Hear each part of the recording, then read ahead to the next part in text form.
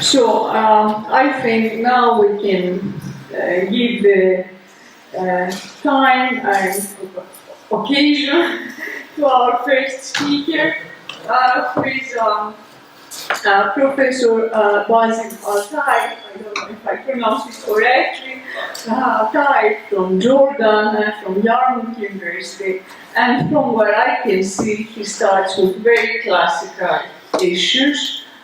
Very fundamental. So he will talk to us about Mu'tazila and the Ash'ari. So please, Professor Altaie. Thank you very much indeed.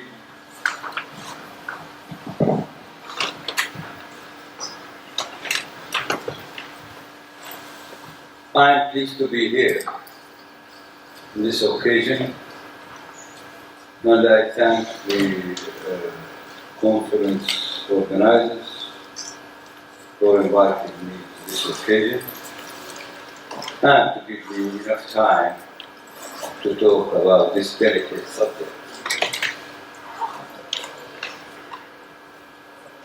That would help me to give a background about the subject which I originally have skipped.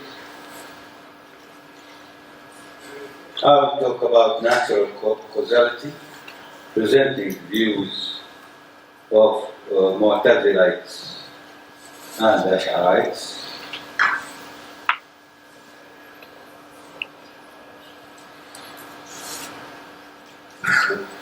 I will try also to compare both views,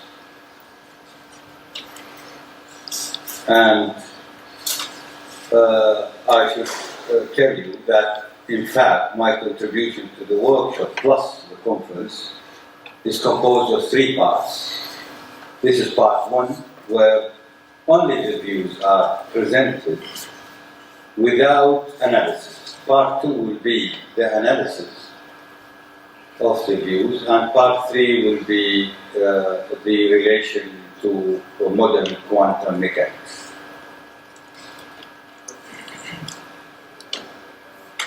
The common understanding is that Ash'arites have championed the occasionalist approach to causality, and that they have denied all sorts of causal relationships. We will see that this is not quite accurate. We also have to, I will discuss, I will have a word about Al-Ghazali. Al-Ghazali now has been read in 2 versions.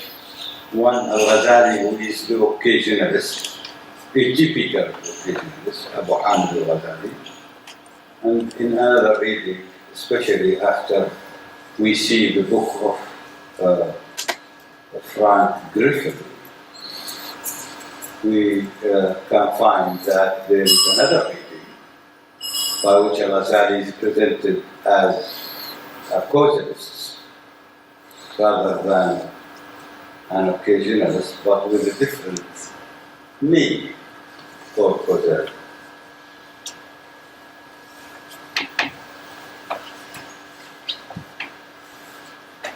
So, to understand the problem, in my opinion, we have to differentiate between 2 things.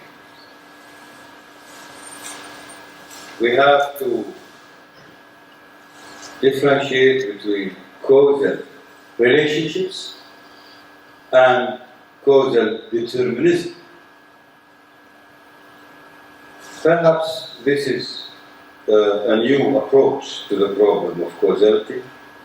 It's a new approach to understand the concept of causality in Islamic philosophy, especially in Islamic kalam.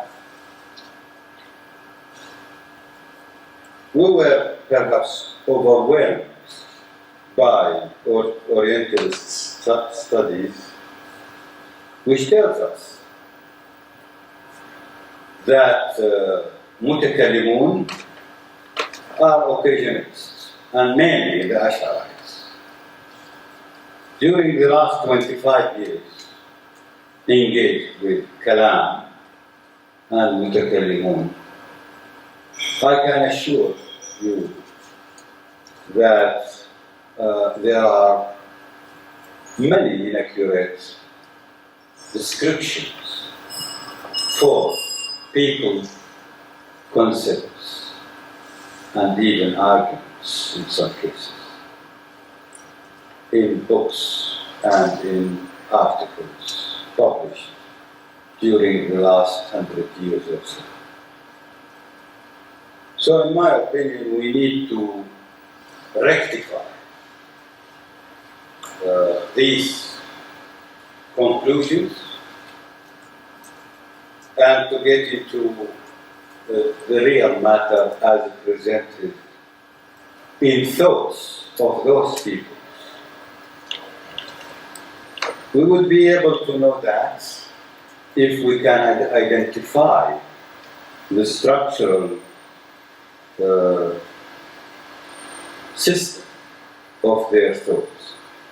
And this I will come in the second part, when I go into analysis. But as I said, in this part of my contribution, in this occasion, is only to present the ideas in support of the claim that my claim that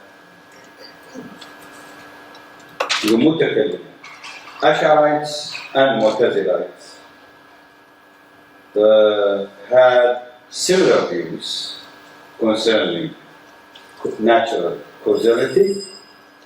They have different views concerning human causality, which I'm not discussing. The main difference between Mu'tazilites and Ash'arites was on the question of human causality. The myth that the Mu'tazilites were advanced rational thinkers is much exaggerated. We will find that their look, their view, their understanding of natural causality is very similar to the Ash'arites, except that they have presented new terms, a new in-depth understanding, new definitions, which the Ash'arites found unnecessary.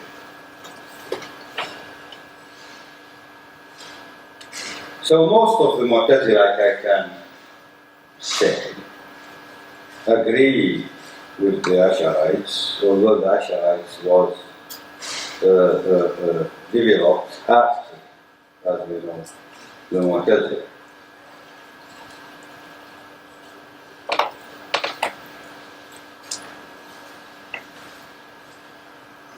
The question of natural causality is directly related with the acknowledgement or denying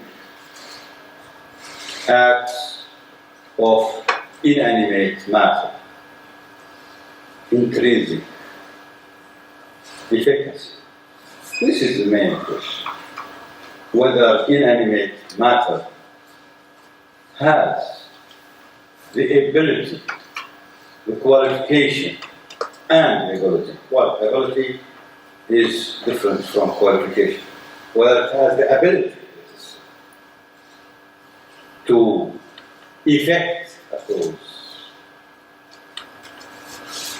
Because the ability means power, means will, means determinism for something.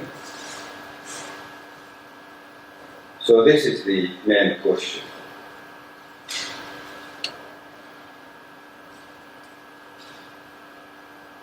Here we have to tackle the question of deterministic causal effects and non-deterministic causal effects. And when you go to detail, very, very detailed between the differences between Ash'arite and Mu'tazilite, you find that they differ to some extent on these two terms. Well, may I also present the Before discussing the Mu'tazilite views, I should say few words about Mutakallimun. Mutakallimun were a group of thinkers, although this will come again in part 2. Were a group of thinkers which were developed. They were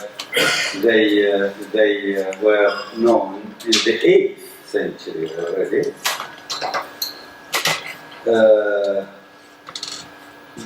Grown up into a larger group in the 9th and 10th century.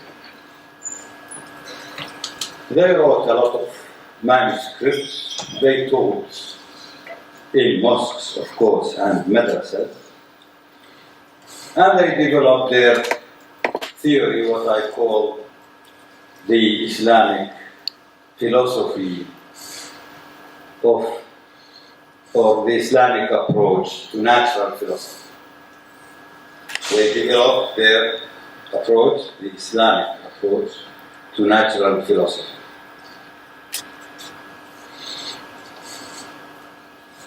They were divided into 2 groups. The first group was called Mu'tazila.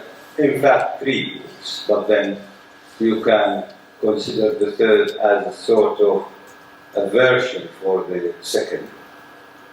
The first group is Mu'tazilites, led by Wasil bin Ata, who was, I think, died in 8th century, and then followed by Abu Hudayd al-Allaf, Abu Ali al-Jibai. These are actually eras. Abu Hashim al-Jibai, and then the Ash'arite was born about 200 years after the Mu'tazilites started their preaching. Led by Abu Hassan al-Ash'ari. This is another group. As I said, the main problem between Ash'arite and Mu'tazilite was the act of man. There's nothing to do with rationalism, actually. There's something to do mainly with the responsibility of man for his acts. The Mu'tazilite insisted that man is responsible for his acts. Therefore, we should attribute causal effects to his own doing or misdoing. Ash'arite said, no, since God created everything, therefore acts of man has been created by God. And man cannot act on his own, by his own full will. But he can always acquire. Now this is called acquisition, theory of acquisition. He acquires certain benefits of his doing or the bad, say, reputation for his misdoing.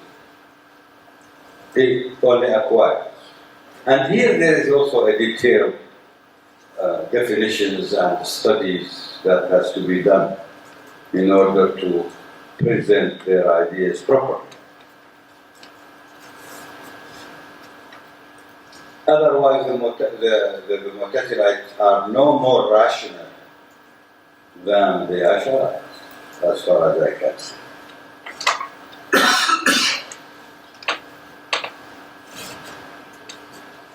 There are prominent names among Mu'tazilites. The founders, Abu Hudayd al-Allaf, who is the father of atomic theory, Islamic atomism. He is the father of recreation principle, continual recreation. Somebody asked me, why you say recreation? It's continual or continuous recreation, what I mean.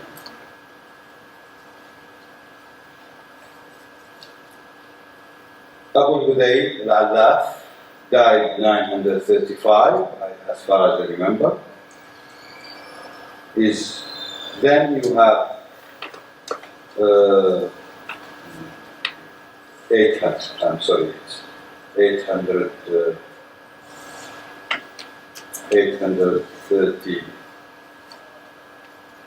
I think, he died. So Abu Hudayl was one of the very famous founders of the Mu'tazila. Then you come to the era of Qadi Abd-Jabbar. Not many corpus, not many manuscripts has been left from the time of Abu Hudayl al-Allaf, Wasil ibn Ata, and that group, the founders, the leaders, the pioneers of Mu'tazila. The second period, which is the period of Qadi Abd-Jabbar, who died in 1024, and his disciples, his students, al-Naysaburi, Abu Rashid al-Naysaburi, Ahmed al-Hasan al-Matawi. These, they contributed a lot to documenting the ideas, concepts, arguments of the Mu'tazila. Al-Ash'ari, who is the founder of Ash'arism, has also contributed in large part to the heritage, to the legacy of the more early Mu'tazilas. Yes. And their opponents, of course. Among the early Mu'tazilites, we have, you can call them dissident Mu'tazilites, like Ibrahim al-Nadban and Muammar ibn Abbad al-Sullami. They have slightly different views from the Mu'tazilite concern in natural causality. I will come to that later. So my sources of views is based mainly on the writings of Al-Qadi Abd-Jabbar for the Mu'tazila, in his book Al-Muhit bil-Taklif, and his encyclopedia of Mu'tazila called Al-Mughni fi Abwab al-Adl wal-Tawheed. As far as I know, there are about 14 volumes which has been discovered in Yemen during the 40s of last century. And then it was edited in Egypt. It's still in Arabic. You have also the Al-Khayyat in his book Al-Intisar. He has many quotations from sayings of Al-Nadban, Ibrahim al-Nadban.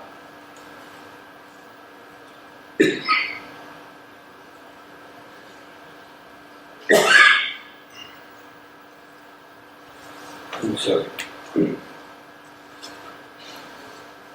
We have also Abu Rashid al-Naysaburi, as I said, in his book Masa'il al-Khilaf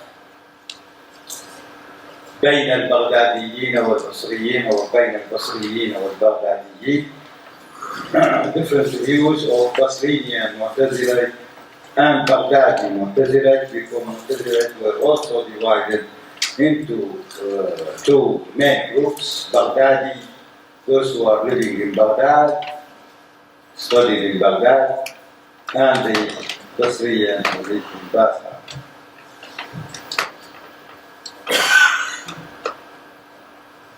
What does the Mu'tazilite say about natural causality? As I said, they acknowledge causal relationships, but deny causal determinism. And this is how it should be put, in my opinion. In order to understand what's going on. They define three main types of causal relationships. The first one is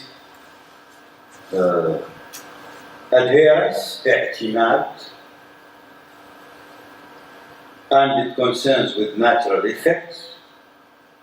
Then you have generation, توليد. I will come to this more detailed. And that concerns with the natural and human effects.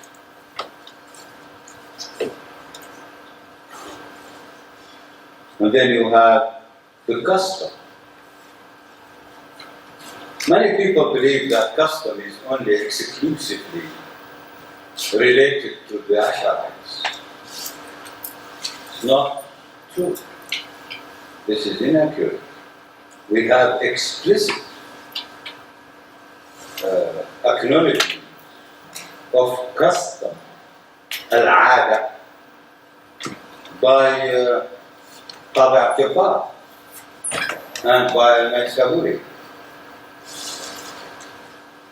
They also have, to less extent, included iqtiran as a causal relation. As a causal relationship. But for causal determinism, I assure that the Mu'tazilites, except al-Nabban and Muammar, all Mu'tazilites did not acknowledge causal determinism.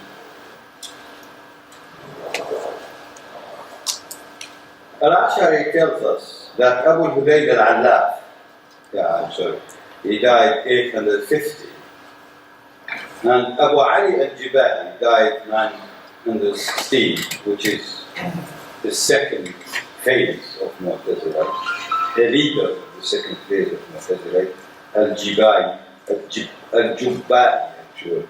It should be pronounced al-Jubba'i. No.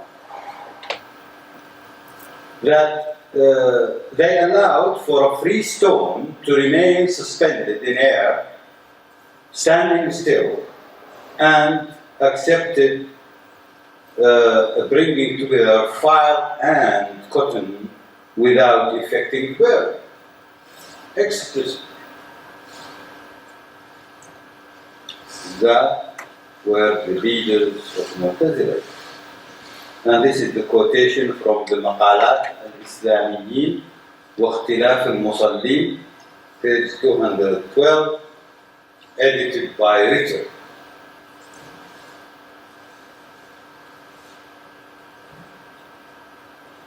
As for tolerating a heavy stone and air for long without effecting the downfall, but creating steel and collating fire and cotton without creating burning, but the contrary has been allowed by Abu Hudayd and the Jubba'i and many of the Mutakallim.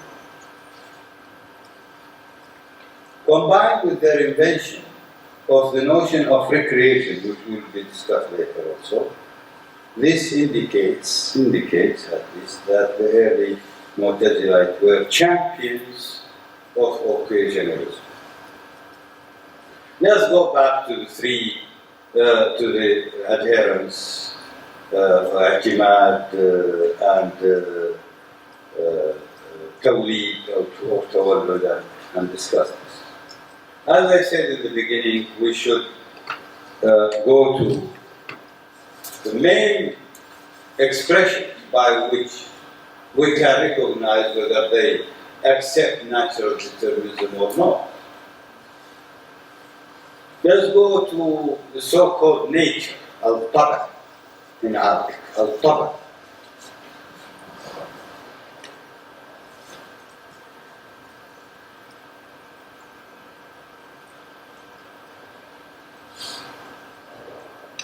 In his book مسائل الخلاف,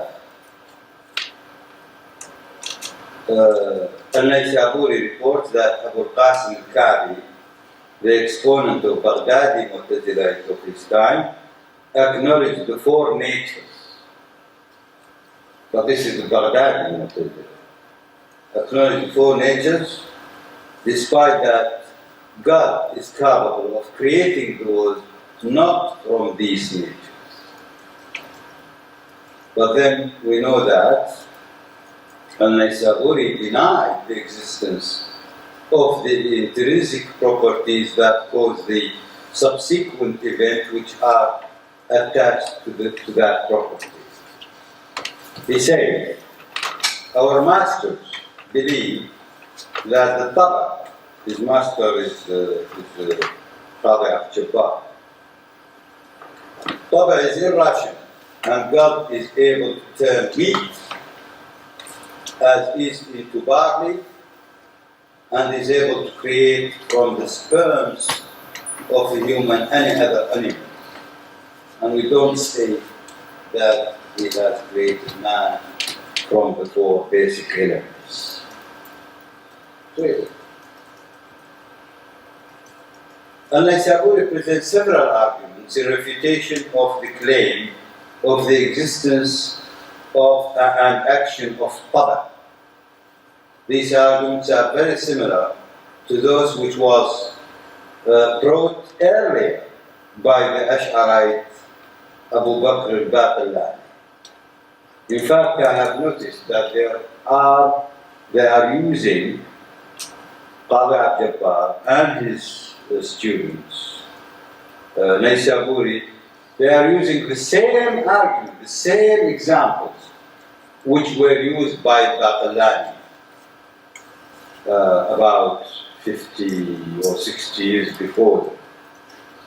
Al-Baqillani has a very famous book, تمهيد الأوائل وتلخيص الدلائل. He expressed his views in this respect, and he has a whole chapter devoted to discussing الطبع والطبيعة, the nature of things. And he presents examples for their views. The same examples has been used by Mu'tazila.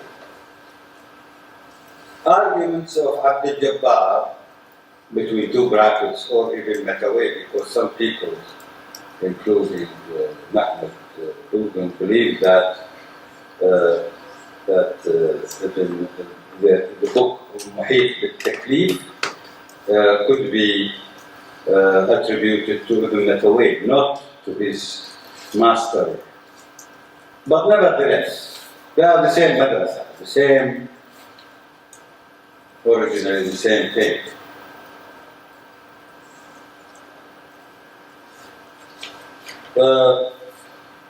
They have similar views to Al-Baqillani, as I said. Whereas Al-Nazzam, who is known to be a rationalist, and in Arabic writings, some writers consider Al-Nazzam as the first communist, maybe the first materialist philosopher in the world, etc., etc. Al-Nazzam himself believes in God and believes in the power of God to turn everything into whatever he likes. And he said, Al-Nazzam was known to have adopted the efficacy of time. We find Al-Ash'ari reporting that Al-Nazzam has assumed that there is a sort of nature inherited by the Creator in things to have or to behave as they do. And here it makes a difference, yes. He is advocating.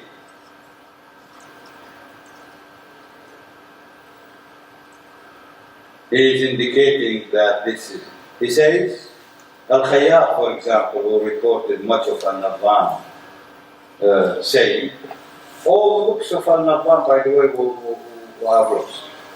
None of his book has been saved till this time, but at least there are some quotations from him.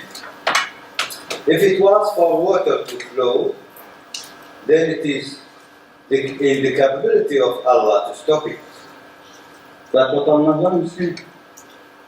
And if it is for the hailstone to fall, then it is for Allah to prevent it from doing so. Therefore, if you like, he may be acknowledging the occasionalist again, the occasionalist view by saying this. Because then he will be attributing the real cause to Allah. Alluded by Ash'ari saying that Al-Nazam has said that whatever happens out of the direct action of human, it should be attributed to God by the necessity of its creation. Collectively, this could mean that Al-Nazam too effectively denied deterministic causality. So, proper nature has been negated by the Mu'tazila. Clear. The second one is i'timad. I'timad is a sort of adherence or devotion that some states of entities enjoy. That is according to Al-Jurjani definition in his book Al-Ta'rifat.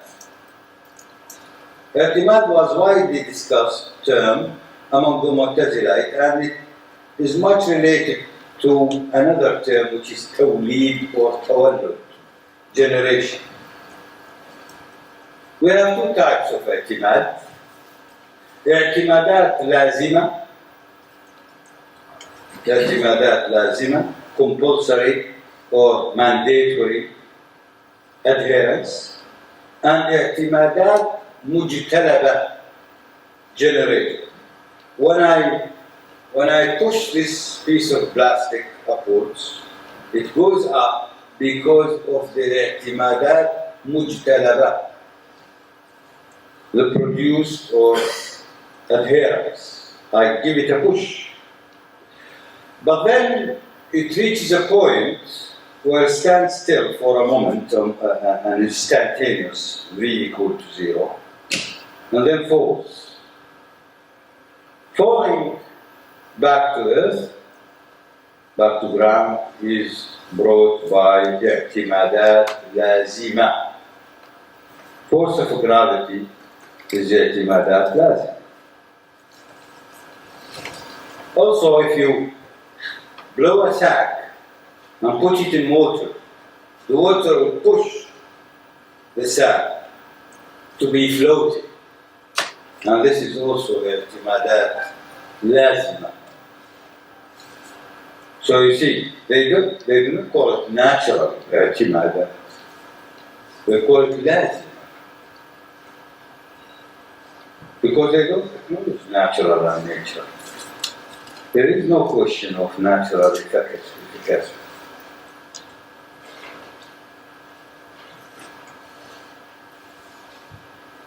The more complicated question of i'timadat was in discussing the cotton and fire. They also have adhered that to adherence, the burning of cotton. And it strikes me that they discussed actually in an unclear way. This could be easily an MSc thesis, a very good MSc thesis, to see what Ibn Matawai and Abu Rashid were thinking of temperature and heat, because they clearly say we have to differentiate between heat and burn. They don't use the word temperature, they use burn, but they mean temperature apparently. Somebody has to study this.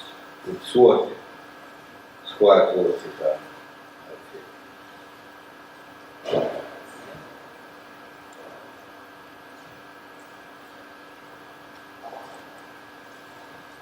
Al-Naysaburi says, if it is said, it is not that for the i'timad which we assign to determine what it does, determines.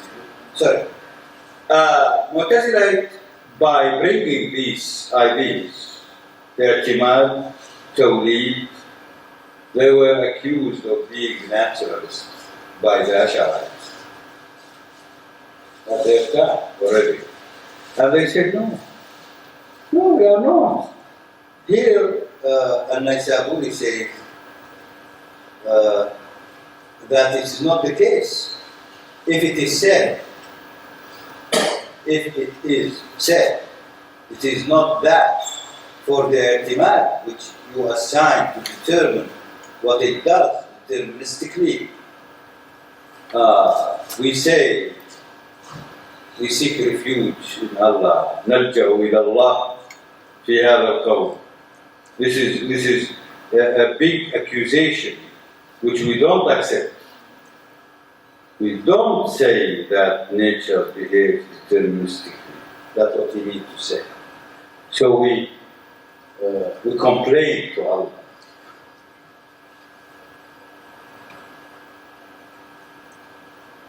Father Abjabbar discussed i'timad and in Muhit al-Taklif clearly, and he says, when discussing naturalists, he says, and when the philosophers, when they, he means the naturalists, mean by qadar, he is negating qadar, of course, what happens from burning fire, so it is that what we consider to happen out of adherence, i'timad. And then he says, we attribute all these events to an actor who is free and able to prevent such generation and response.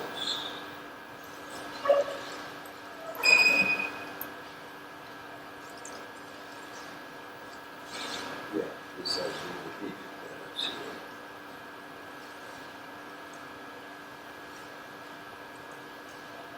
there. Then, the important piece of where I say that they acknowledge custom. However, if they won't include in this description what happens when drinking wine, we say that this is understood to follow the custom, ada, and Allah effects it without having a requiring order. Since if it was for drinking to effect getting drunk, it would be done without with the drinking water too. So it's natural effect. Any other thing could lead to the same result. That confirms that it is independent of the cause. I'm quoting the Abjabbar, of course, and nature, and instead it follows the custom.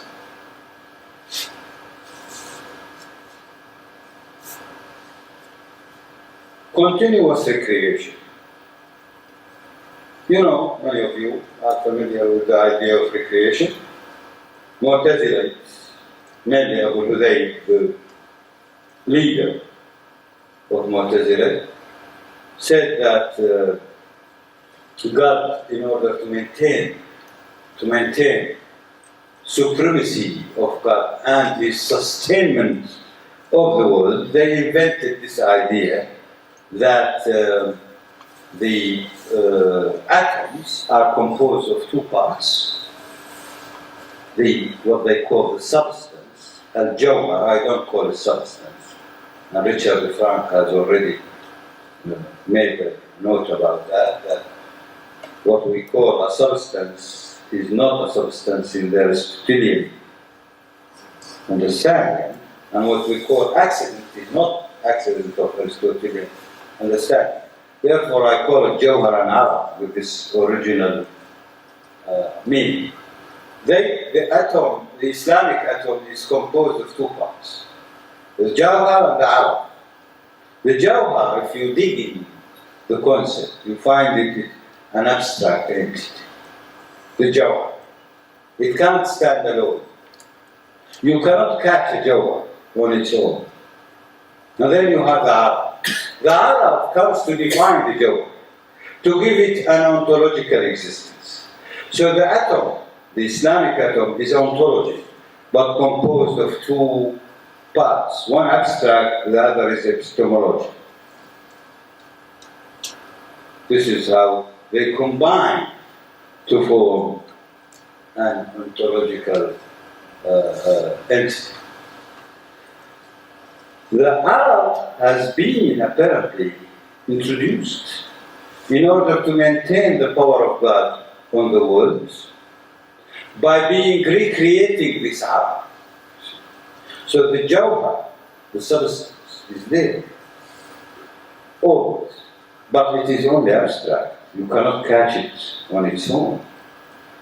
The Arab comes and joins this substrate or the abstract Jawhar and compose something which you can deal with, the atom. To form a body is another question. They have different ideas. One said two Jawhar, two atoms will compose a body. Some said 8 or 16. In any case, this kind of recreation of the Arab, the properties, the attributes of things, leaves no space for deterministic effect. Since who is creating the Arab, these properties can change them anytime he likes. This is occasionalism in the proper meaning, in my opinion. So now I don't call it anymore occasionalism, by the way.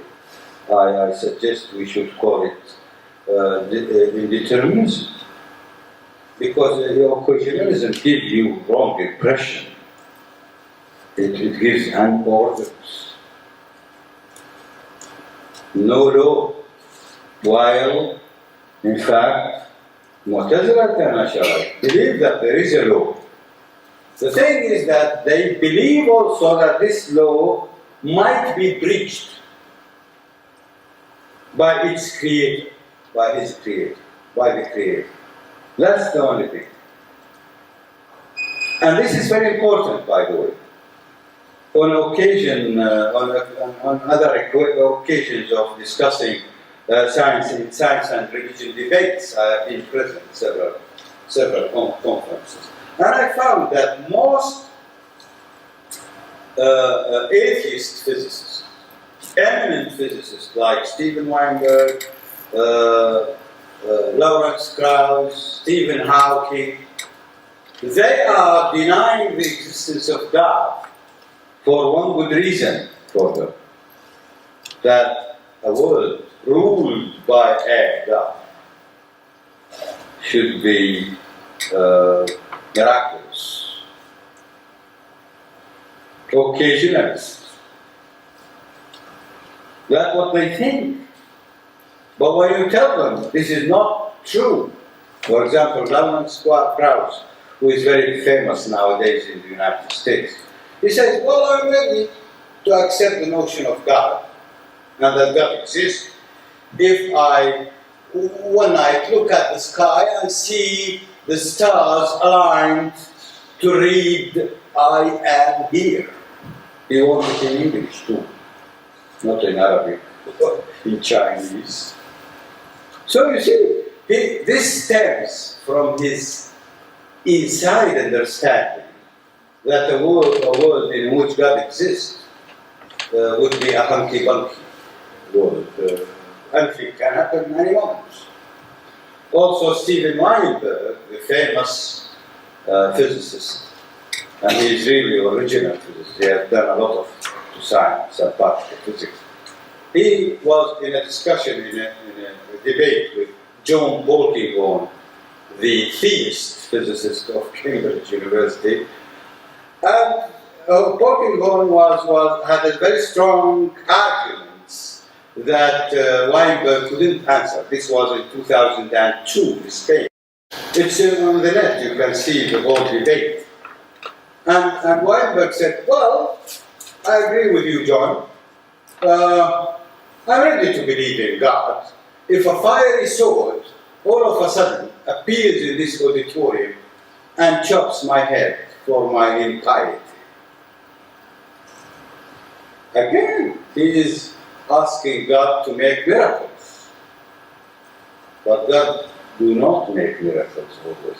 So that's why I say, this is a little bit preliminary, but I would suggest that we should change the name Occasionalism into indeterminism. But we'll discuss later in part 3. When we come to Ash'arites' views, I believe that here we can see, yes, the occasionalist, what so-called occasionalist expression, but again, the same roots, the same structure of thinking on natural causality, of course, that the Ash'arite is telling us that they negate causal indeterminism, causal determinism, but they assure you that there should be causal relationships. And even Al-Ghazali, in his book, Tahafut, in 17th discussion, I'll come back to this later, he expressed this clearly, that if you negate causal relationships altogether, you end up with books turning into, I don't know what, camels or horses or all of a sudden. And, this again will be discussed later. I should stress that Al-Baqillani clearly negated the 4 elements, 4 natural elements, despite the dominating philosophical thinking of his time, that 4 elements are must in order to explain many phenomena, including medical treatment by al-akhlaq al-arba'a, al-anasir al-arba'a, al-akhlaq al-arba'a, al-qada'i al-arba'a. The 4 natures, 4 mixtures, and the 4 elements, basic elements. Clearly, he says this is nonsense. And clearly, he also refutes astrology and any effect of heavenly bodies on earth. And his argument is that these objects are not ethereal, as Aristotle is telling us and the philosophers. They are objects like the earth. And then this is also a subject for study in postgraduate, maybe also MSc students can do that. How could the Baqillani say that the moon and the sun and the celestial objects are composed of the same thing as the earth? Yes, as the earth. He said, if the moon will have effect on human beings or the earth, then stones can do the same. How could he say that at his time? I mean, we shouldn't think of our time. It's completely different. His knowledge was limited to what was available at his time. So we should put it in context, not project our idea.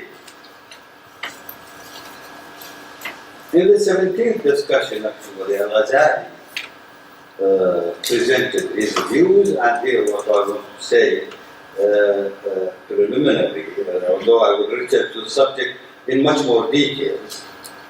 As I said, the first thing we should notice is that he said, Al-Ghazali said, the conjunction between what is customary believed to be a cause and what's customary believed to be an effect is not necessary. Note here, it's the conjunction, he said, not the connection. Although in almost all translation I have seen, it says the connection. It's not a connection. Al-Ghazali said al-iqtiran. Al-Ghazali was writing in Arabic. And he said al-iqtiran. Iqtiran means conjunction, not connection. Connection tarabut, irtibat. Connection, if he would have said connection, then I would be suspicious that he has acknowledged any kind of causal relationship. But when saying iqtiran means two things may happen on certain, for certain reason. Whether those reasons are necessary or not is questionable. That's what he said. It's unnecessary, in his opinion. But then he says later that this will lead to absurdities. He refused the absurdities resulting from negating laws and order, thus affirming that there is a law and order by which the world is ruled, and this is the custom. مستقر العادة.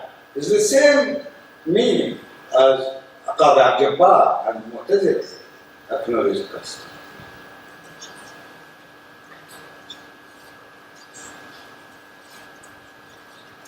That's why people think that Al-Ghazali has two theories of causality. Theory 1 and theory 2 in the 17th discussion. It's not the case. It's one theory. It's one theory. He acknowledges causal relation in the end. In the end. Yes. He acknowledges causal relationships, denying causal determinism or deterministic causal. Tawleed is a term used by Mu'tazilite. I don't want to go to, but denied by Tawleed, generation. Generation means, for example, I hit somebody with a bullet, and he dies, and the reason for being dead is being hit by a bullet, and that bullet generated a cause which will set him die. Tawleed was, I throw a stone and the stone will break the glass. So the question is, have I broken the glass? Or is it the stone who broke the glass? The Mu'tazilite acknowledge that this is Tawleed, generation. Caused by me, but I am not the direct cause. The direct cause is the stone breaking the glass, but I am responsible for it. So the Ash'arite was laughing and saying, one body who throws an arrow and dies before the arrow reaching that person, and then you mean to say that that man who threw the arrow is responsible while he's dead. But this is no argument, of course. Conclusion. In conclusion, I would say the following. From the above presentation of the views of Mu'tazila and Ash'arite on the question of natural causality, it becomes clear that there is much in common between them, and there are many similarities between their arguments on negating causal determinism while acknowledging causal relationships of different sorts. I agree. There are different sorts of causal relationships. On the other hand, the so-called theory of custom or ada, which was developed by the Ash'arites, is by no means, in my opinion, by no means a theory, since it has no structure, nor it can be proven from first principles. It was an ad hoc solution to the apparent contradiction between their assumption of the absence of deterministic causality versus actual everyday experience, which indicates regularity and order in natural phenomena. However, once the principle of continuous recreation is introduced within the framework of causality, only then we can talk about fully fledged theory of custom, or fully fledged, rather, theory of causality. Only when we incorporate, in my opinion, the recreation, and this, as I said, will be done in part 2 or part 3 of my contribution. Thank you very much for listening to me all this time. And I hope now we have about 25 minutes. Yes, or so. we thank Professor Altaie very much. We have about 25 minutes. That was, I think, a very thorough and very informative talk. Thank you very much. So let's see the questions. Professor, thank you very much. This is an illuminating presentation. In Islamic philosophy, the later terminology is very much established in English. In the early period, especially the 3rd century, because that's where we have been traveling so far, the terms are not so much established. The translations, like I am having problem with your translation of ihtimal, and even Taba, really. Because when you translate as nature, how are you going to translate tabi'ah? You cannot make a distinction between the two. And that is why I had a hard time to understand the notion of ihtimal. If you can elaborate on that a little bit further. Thank you very much. Well, as for طبعا طبيعة المتكلمون, especially whether Ash'ari and Mu'tazili, they use this in the same meaning. الطبع والطبيعة, because they have no separate entity as طبيعة. طبيعة. They have طبع, so when it comes, so طبيعة الشيء. So طبيعة الشيء is also another noun expressing طبع. You can replace it easily with طبع الشيء. Whereas in philosophy, the two are concerning i'timal, as I said, i'timal is very clear. The example is very of falling stone is very clear. When you push something, when you produce any force doing anything, then it is i'timal.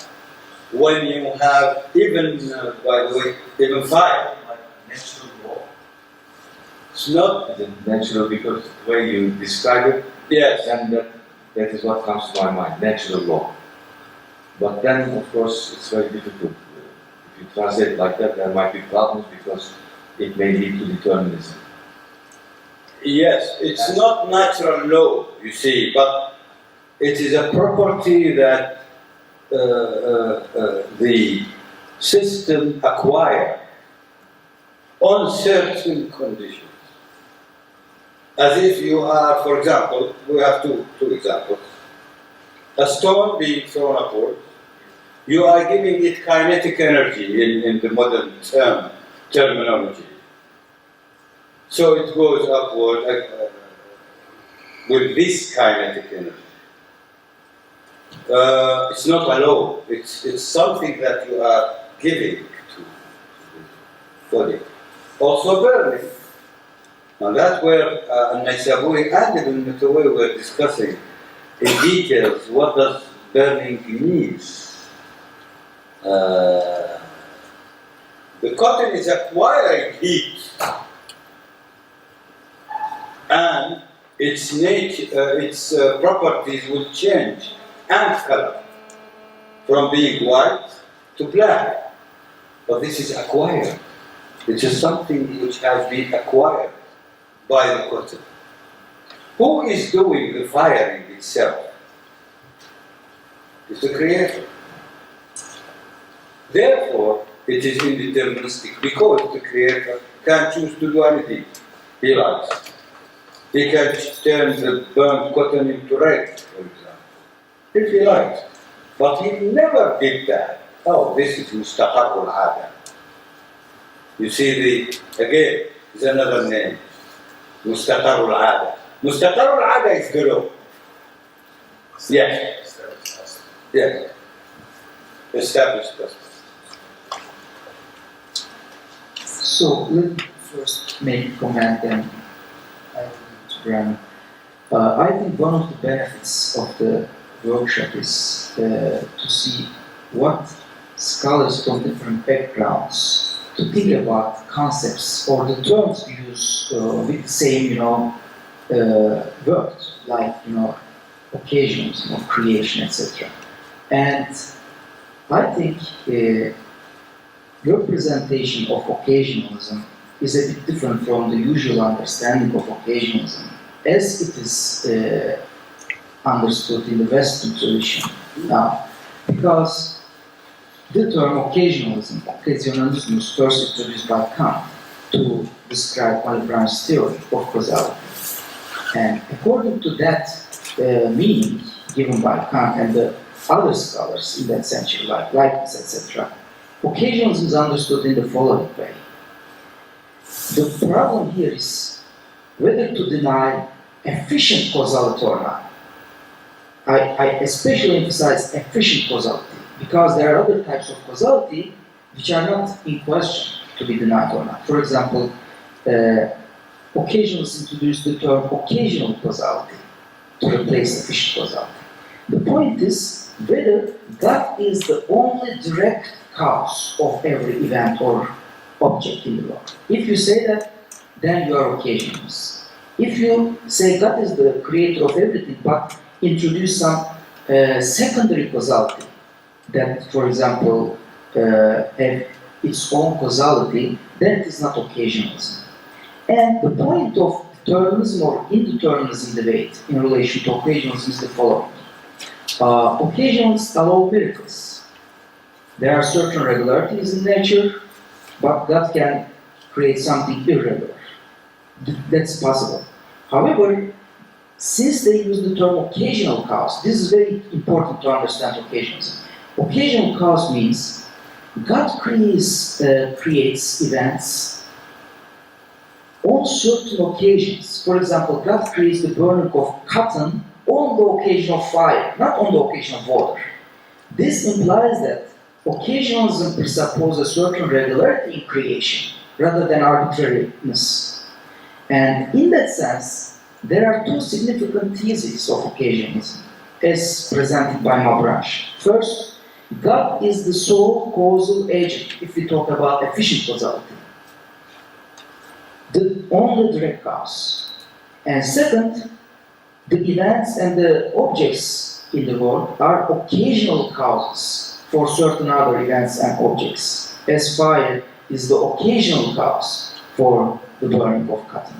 But still, God is the only efficient cause. There are two types of causality here, and although miracles are allowed, they are not so likely. Thank you. Well, my comment on this, Dr. Nadif, is that, in my opinion, we still have room to revise our understanding. We are not bound to the understanding of the classical philosophers, the European philosophers, of course. They have different understanding, but how Muslim mutakallimun understood the situation is that I'm presenting it. If you don't like to call it occasionalism, that's what I'm calling it. I'm saying that we should not call it occasionalism. But it's not because I'm presenting occasionalism in a different terminology. No, because the Muslim understanding of cause and effect, in my opinion, cannot be put in context on this framework, perhaps, of Kant and Malebranche. Not necessarily. Not necessarily. They may have misunderstood things. tell you why. You say God creating other things through which causal effect is taking place. The question is not the occasion of fire and not the occasion of water which burns. The question is, would fire always burn, cotton or not? This is clear in Al-Ghazali, the 17th discussion. He said, وَنَحْنُ نُجَوِّزُ أَنْ يُلْقَى نَبِيٌّ أَوْ إِنسَانٌ فِي النَّارِ فَلَا يَحْتَرِقُ. We allow for a person to be thrown into fire, but he will not burn. This is the question. The difference is in defining causality for Muslims. Their zeal, who was to know or was to describe the thing itself doing, whether it is created by God or not created by God, this is something else. So if the cause is created by God and it's doing independently on its own, affecting the event or event, this is deterministic. Always. See, always. That is why Muslims deny causality in the philosophical understanding. Because they deny the determinism of a cause. They said causes exist, but they are indeterministic. This is a new view, if you might call it. It's a new look to all subjects. We should look from the deterministic, indeterministic point of view.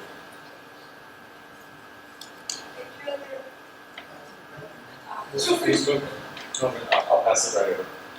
Okay, go on. Oh, okay.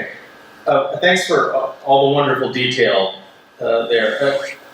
Amid the detail, though, I got a bit lost about your three different causal relations. So adherence, generation, and custom.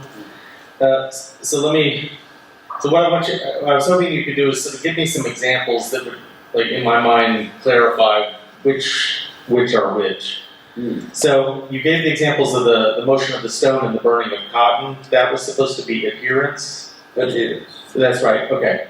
Okay, so could you give me some examples? Generation breaking a glass. I throw a stone on a glass and the glass is broken. That's generation. Yeah, this is a cause generated by the kinetic energy, if you like, in modern term, to break the glass. Okay, like in my mind, those all seem like the same kind of... Or kill a person by an arrow. No, it's not the same. Tawleed generation is mainly by a creature. Okay. Conscious. Okay, so the difference is... Conscious creature. Okay. See? Okay. Okay, good. That's a good rule. And what about custom? If you like. Yes, that's why it is allocated tawleed for the action of man. Mainly. I see. Okay, so... Because you know these terms is important to differentiate between the two. For clerical, for Sharia law, it goes directly. How you will define the Sharia law there?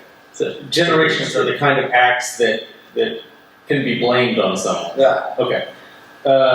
Okay. Last one. Custom. What? Custom is actually recognition that there is a law and order, but this law and order is not always there. It's most probable. Custom is the most probable expected event. This is custom. So how would I know whether I see something? How would I know it falls under custom? You cannot. How would I even take a guess? You will only expect with high probability. With high probability that if I shoot a person, he will be hurt. Okay, so it's with high probability. But then you should keep in mind there is a very, very low probability that the custom might be breached. That's why it's called custom. If it's breached, the custom is broken. But this doesn't happen every day. Can we trust God always happen like this? We can't trust God to follow the custom No. again, but again, to certain limit. That is why you see the Arabs and most of the Muslims, not the Arabs, but mainly the Arabs, they always say, Inshallah. You tell him, we meet at 12:30, and he says, Inshallah. What does Inshallah mean? If God wills. If God wills. Why? Why say that? He should come at 12:30. He should be committed to come. Wait, This, inshallah, is something uncertain. but isn't that the motion of the stone and the burning of cotton? Aren't those examples of that? According to the Islamic understanding, it could change. It's not. It's also inshallah. That's it. Exactly, follow-up. So there was someone before me now. Okay. Perfect. Yeah, so, thank you. This actually does kind of follow up on Doug's question, because when you say that these two schools deny causal determinism, I'm thinking about it from my perspective as an historian of 17th century philosophy. You deny causal determinism, so presumably you're denying causal determinism means that you deny that there's a necessary connection between causes and effects. And for someone like Descartes, say, the question would be then, if you deny causal determinism, what then are you saying about the regularity and immutability of God? That is, what do you then say about God's nature? Are you saying that God is possibly not immutable? That God can change? That the laws of nature themselves change? So I guess what I'm really asking about is, what do you mean by denying causal determinism? It's a good question because it distracts my attention to the Shiite Mutakallimin. This very same conclusion that you may arrived at was arrived at by the Shiite Mutakallimun, some, not all of them, who said that this could mean that God is immutable. Therefore, al-bidah, it's called al-bidah. And they allowed that God may change his wish or will. Normally, his will is that the bullet will hit me and I will get hurt, sure. But then sometimes it doesn't.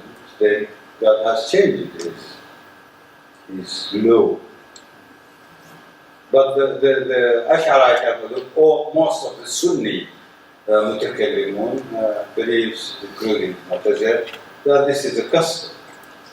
And God is free to, although it's improbable, very low probability. Razali made it clear that this is a low probability to breach the custom.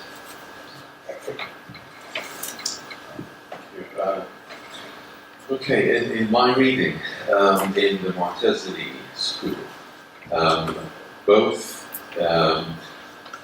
there is natural determinism, causal determinism, both in acts produced by human beings and in acts produced by God. In other words, both in Tawheed and in I'timad. And this is why. With regard to Tawheed, I mean, the favorite example of it is the archer. So the archer throws or shoots an arrow. Now, the arrow, there's motion in the arrow, that's an accident. And the accident is regenerated at each moment. And then,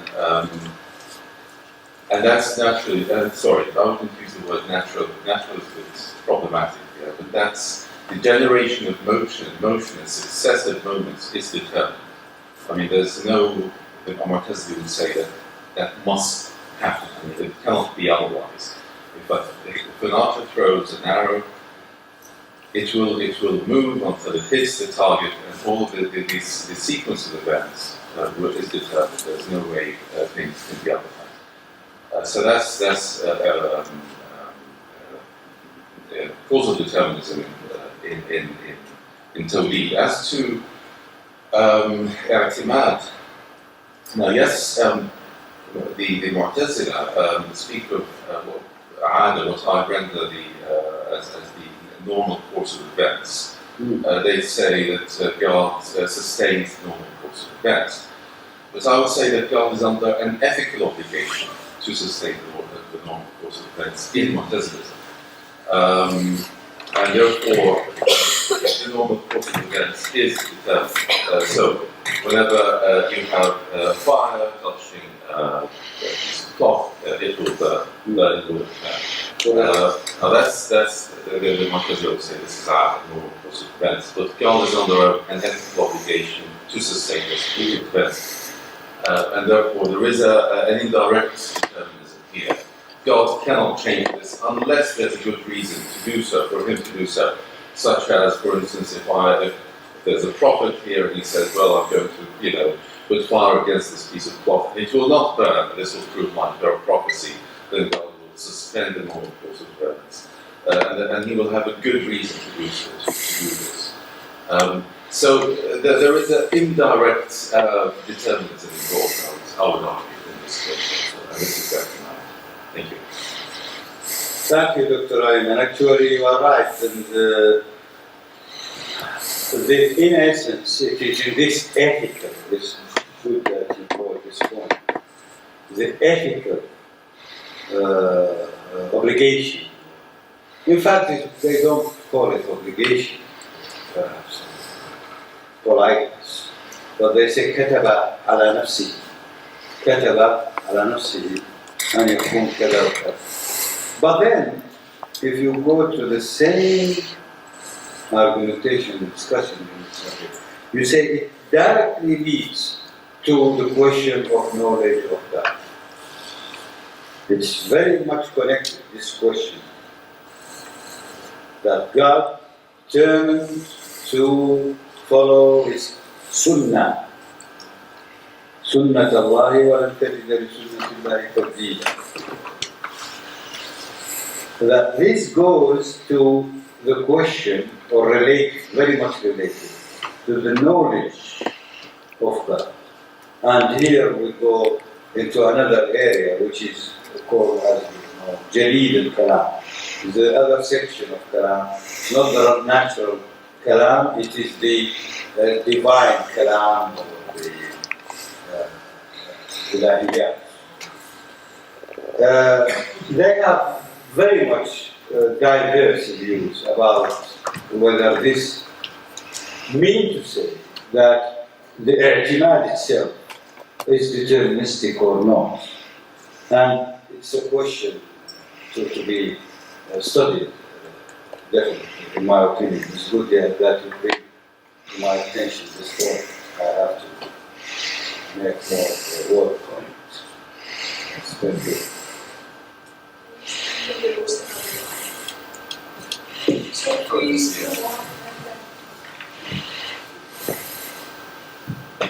Thank you very much, Professor. It's nice to see you here. It's very inspiring presentation. I have two questions, but maybe one question. Okay, thank you very much. What do you mean by saying that Jawhar substance is abstract entity? As far as I know, Occasionalism made a differentiation between philosophical or Aristotelian aspects of substance, which is completely mujarrad, abstract entity. On the other hand, Occasionalism's substance has a primary quality, which is called mutahayiz, which makes it very concrete or space occupied entity. Can we make a clarification about this? The second question is that you said that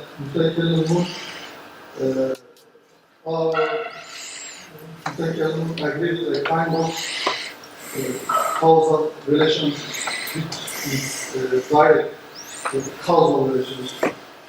God directly creates everything, and the system continues by interventions of God. For example, I am holding this pen, they are thinking like a physicist.